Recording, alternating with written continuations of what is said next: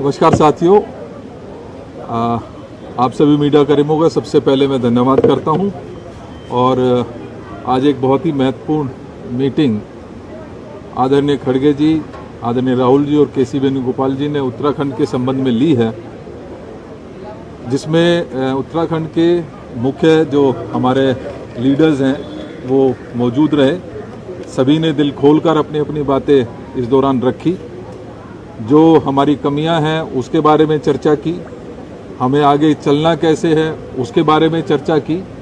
और मुझे लगता है कि हमें एक बहुत अच्छा गाइडेंस आदरणीय खड़गे जी और राहुल जी से मिला है।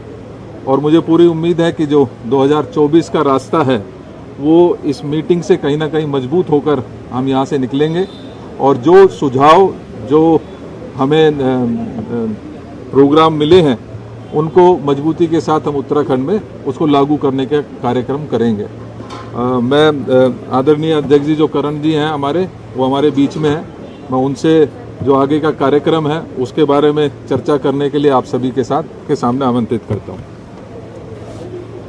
धन्यवाद सर।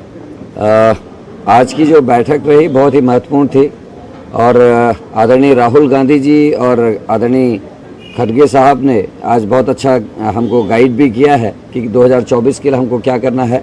और एक आने वाले समय में हमको एक पदयात्रा जो हमको अग्निवीर योजना का जो नुकसान उत्तराखंड में हुआ है, क्योंकि वो कुमाऊं रेजिमेंट और गढ़वाल रेजिमेंट का घर है और वहाँ का हर गांव का नौजवान फौज में जाना चाहता है। उनके सपनों को जो नुकसान हुआ है उसके लिए उन्होंने हमसे कहा है कि एक लंबी पदयात्रा पूरे उत्तराखंड की आप निकालें। और राहुल गांधी जी स्वयं उसमें कुछ दिन प्रतिभाग करेंगे, प्रियंका गांधी जी भी बीच बीच में प्रतिभाग करेगी। और इस यात्रा को निकालने के लिए हमारे सभी सीनियर लीडर्स में बात हुई है।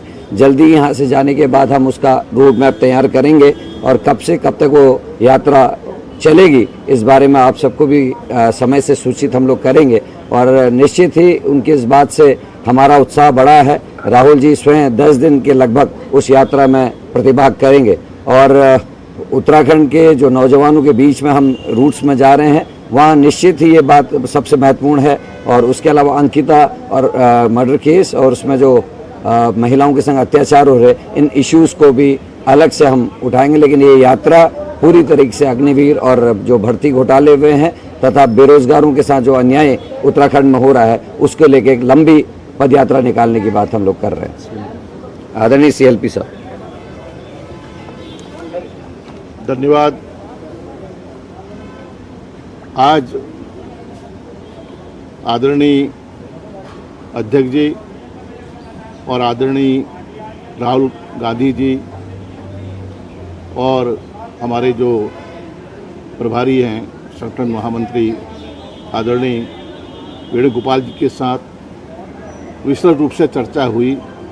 खुले मन से हमने अपनी बात कही और निश्चित रूप से आदरणीय खड़गे जी का और आदरणीय राहुल गांधी जी का हमें मार्गदर्शन मिला है।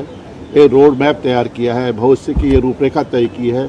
2024 का चुनाव जो हमारे लिए बहुत ही महत्वपूर्ण है और उसके संदर्भ में हम पूरे प्रदेश में पदयात्राएं करेंगे। हमारे सीनियर लीडर उसमें मौजूद रहेंगे, एकजुट होकर काम करेंगे। और आदरणीय राहुल गांधी जी ने भी आश्वस्त किया है, वायदा किया है कि मैं आपकी पदयात्राओं में प्रतिभाग करूंगा। कई ज्वलंत विषय हैं उत्तराखंड के संदर्भ में और देश के जो मुद्दे हैं।